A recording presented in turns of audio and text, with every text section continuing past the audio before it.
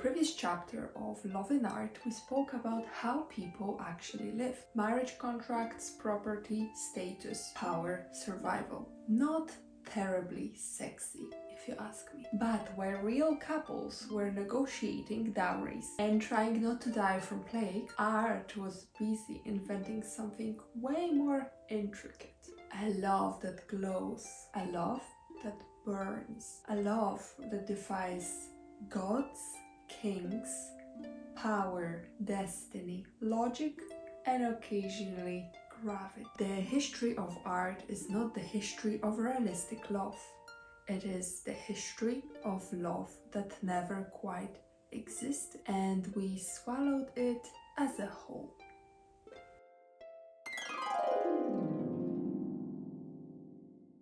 In ancient Greece and Rome, love was not a feeling, it was an attack. You did not fall in love, you were shot.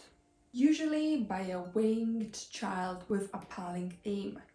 Eros, Cupid, tiny, nude, armed. On Greek vases, he hovers mid-air, pursuing mortals like a mischievous missile. On Roman sarcophagi, he appears beside Psyche, their union, less romance, more cosmic paperwork. The message is clear: love is not your choice, love is something imposed. In Ovid's Metamorphosis, desire is catastrophic. Gods disguise themselves, seduce, abduct, transform. Passion destabilizes cities, destroys marriages, starts wars. It is not healthy, it is epic. Love lives in heavens, not in your personality. Then Christianity arrives and says quite firmly, let's calm down. Healthy desires, dangerous. Salvation, urgent. Romantic love is downgraded.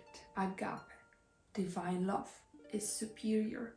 The Virgin Mary becomes the ideal of pure devotion, untouched even by implication. Meanwhile, tales like Tristan and Isolde circulate, tragic loves undergone by potion and fate. But notice something. In high medieval art, you rarely see couples gazing lovingly at each other.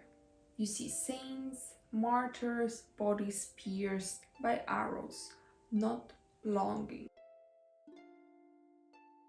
Romantic love survives, but it moves into literature and legends. It becomes a secret indulgence, since we all know that forbidden fruit tastes better, and it always has. And then the twist. Around the 12th century, Europe invents something extraordinary: courtly love. Not marriage, not sex, not practical life, but yearning. Troubadours sing of unattainable ladies. Knights suffer nobly. Adultery is implied with the delicacy of a raised eyebrow. Andreas Capellanus writes De Amore, effectively turning desire into a rule book. Love must be secret. Love must be painful. Love must be earned. The love is distant, elevated, almost divine. You're not supposed to have her. You're supposed to suffer beauty. This is the birth of romantic performance. Love is no longer a contract, it is identity. You're not just a man, you are a man in love. Preferably even in agony. By the way, modern apps still run on this blueprint, just with a much worse poetry. Then, of course, comes Renaissance, and suddenly everyone is well lit. Classical mythology returns, Venus steps back onto the canvas. But she's not merely nude. She's ideal. Botticelli's Venus does not perspire. She does not age. She does not text you at 2 a.m. asking what you really meant. She exists in eternal aesthetic harmony. Neoplatonism suggests that physical beauty elevates the soul, so loving beauty becomes almost spiritual. So, looking at a perfect body automatically ascend you morally.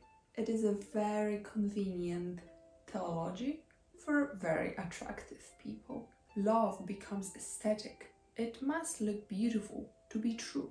Reality, meantime, continues to be inconvenient.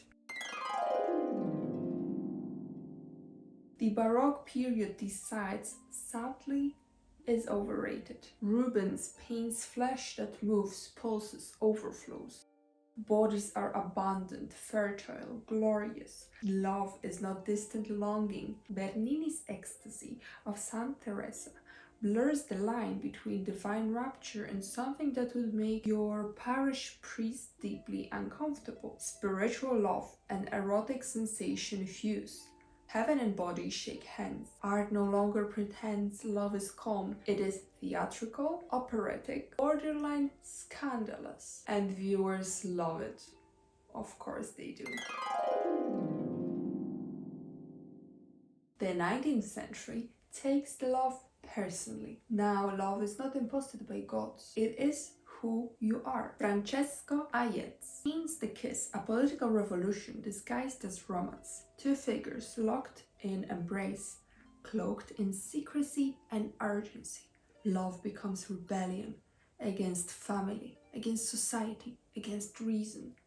If you're not suffering, is it even real? Romanticism tells us intensity equals truth. The greater the pain, the deeper the love. Psychologically speaking, a disastrous idea. Artistically speaking, a magnificent one. Then the 20th century industrializes the love. Cinema, close-ups, Hollywood, lightning, slow motion kisses in a rain. Love is now mass-produced. Advertising sells perfume as destiny. Valentine's Day becomes ritualized consumption. Pop songs promise eternal devotion in 3 minutes and 12 seconds. The fantasy becomes standard. You're expected to find the one, the soulmate, the person who completes you. The ancient gods have been replaced by algorithms, yet the ambush remains. Let's compare it to what we know from the previous video where we talked about more factual and realistic love and how it evolved in art for centuries. Here is the very uncomfortable truth. For most of the history, until this day, love in real life looked more like negotiation, practicality, family alliances, shared labor. But in art, love looked more like fate, beauty, transcendence, suffering, destiny, desire, and secrecy. Art did not document how people loved. It scripted how they wished to. And over the centuries, that script became an expectation. We do not just fall in love. We compare it with poems, literature, cinema, and advertisement against myths, legends, and algorithms. The fantasy love is not foolish. It is quite powerful. It gave us poetry, imagination, music, opera, literature, all the great masterpieces, and a good chunk of history too, or at least the myths. But it also gave us quite impossible standards. We inherited centuries of aesthetic exaggeration and mistook it for emotional instruction. Love in art is dramatic because drama survives on canvas. Ordinary love does not. No one paints pleasant, mutual respect over 43 years. They paint Venus. They paint the kiss. They paint those great lovers. They paint ecstasy and secrecy. So perhaps the most radical act today is to recognize the fantasy, to admire, enjoy it, play with it, get inspired, and get positive emotions out of it. But also to remember that real love was never meant to look like a myth or an advertisement. Perhaps real love should just feel human. And perhaps that's why it's so unachievable.